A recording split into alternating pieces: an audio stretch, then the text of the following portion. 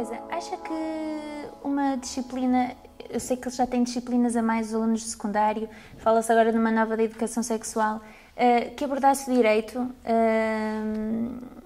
que não existe atualmente, porque nem todos os cursos abrangem esta área, acha necessário, ou até mesmo a um nível superior, do ensino superior, nem todos os cursos têm uma disciplina de direito. Eu cursei jornalismo, tive uma, mas porque eles acharam que no currículo fazia sentido, mas há outros que nem sequer abordam. E depois cometem-se estes erros, como acabou de falar na comunicação social. O que acha disto? Bom, há aqui vários problemas diferentes. Há muitos anos atrás chegou a ser proposta essa disciplina de introdução ao direito no âmbito da criação de um curso tecnológico de direito. Na altura eu até escrevi uma recensão crítica sobre isso. Uma piada interna, não é, dos juristas, passaríamos de facto a ter os engenheiros jurídicos, não é? Portanto, a engenharia jurídica chegava também ao ensino. Portanto, felizmente esse tipo de curso não avançou. A criação de uma disciplina de introdução ao direito no ensino secundário pressupõe várias outras questões. De um lado, a formação dos próprios professores para dar essa disciplina. Claro. De outro lado, um consenso sobre o que se deve ensinar no ensino secundário, propedêutica em relação ao curso de Direito propriamente dito. Isto é, aquilo que se vai ensinar no ensino secundário não pode ser uma antecipação total daquilo que vai ser dado no ensino superior, porque para isso há o próprio ensino superior. Não é? E, portanto, aquilo que deveria ser ensinado são os aspectos essenciais que organizam o Estado de Direito Democrático, que organizam a política e, obviamente, os aspectos essenciais, nomeadamente sobre, há pouco estava a referir, a organização dos tribunais e o modo de funcionamento dos tribunais. Portanto. Exatamente, as bases que possam permitir a um jovem compreender o funcionamento da sociedade contemporânea. Né? Por exemplo, possam compreender uma notícia de jornal sobre um julgamento, possam compreender, por exemplo, o que é a Organização das Nações Unidas, possam compreender o que é o Parlamento, o que é que faz o Parlamento. Né? Portanto, são essas questões essenciais que, de facto, devem merecer a atenção da parte do legislador educativo, mas também devem merecer a atenção por parte da própria sociedade. Diga-me uma coisa, o número de alunos que se têm inscrito na Faculdade de Direito tem diminuído, tem baixado? O Direito continua a ser uma carreira aliciante e com prestígio, com aquele prestígio que tinha antigamente? Posso falar apenas pela Faculdade de Direito. Portanto, o número de Sim, estudantes sim. não só não diminuiu, como o número de candidatos tem aumentado. Aumentado? Portanto, a Faculdade de Direito tem esta situação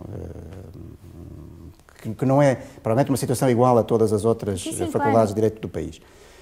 Aquilo que nós estamos a verificar é o seguinte: o problema é a ligação entre o curso de Direito e as profissões jurídicas. Portanto, obviamente, o acesso a uma profissão jurídica, como a de juiz, procurador da República, advogado, exige uma formação jurídica. E neste momento, na sequência de reformas do ensino superior que não foram totalmente congruentes, portanto, chamado processo de Bolonha, portanto, essa reforma não foi totalmente congruente com o acesso às profissões, aí é que nós verificamos que neste momento há situações que precisavam de ser resolvidas. Por exemplo, é claro hoje em dia, porque há uma lei nesse sentido, que para o acesso à profissão de juiz ou de procurador da República é preciso o mestrado em Direito novo ou a licenciatura antiga de 5 anos, mas essa clarificação não foi feita ainda, por exemplo, para a profissão de advogado. E, portanto, é nessa sequência entre o curso de Direito e o acesso às profissões jurídicas que é necessário ainda clarificar quais é que são as regras do jogo, porque elas, de facto, deixam, e, compreensivelmente, todos os jovens estudantes de Direito inquietos. Muito bem. Agora, voltando outra vez ao seu livro, há uma parte do seu livro que eu até me ri porque achei piada, em que o professor diz que fala dos livros, que maçudos, não têm bonecos, têm numerações. Acha que porque é que as temáticas de direito, justiça, política têm uma tendência a serem chatas para os mais novos? Porquê? Como é que nós podemos transformar isso? E pronto, e um bocadinho falando do nosso programa que tenta teatralizar o direito e demonstrar de uma forma visível e palpável aos mais novos, com pequenas situações recriadas, casos de julgamentos, tribunais. Como é que acha que este tema pode deixar de ser, digamos, chato? Porque lá porque não é um livro que não tem bonecos e tem numerações e muitas letras e são grossos e mudam todos os anos e coisas assim. Bom, nós aqui temos de novo vários problemas muito diferentes, várias questões muito diferentes.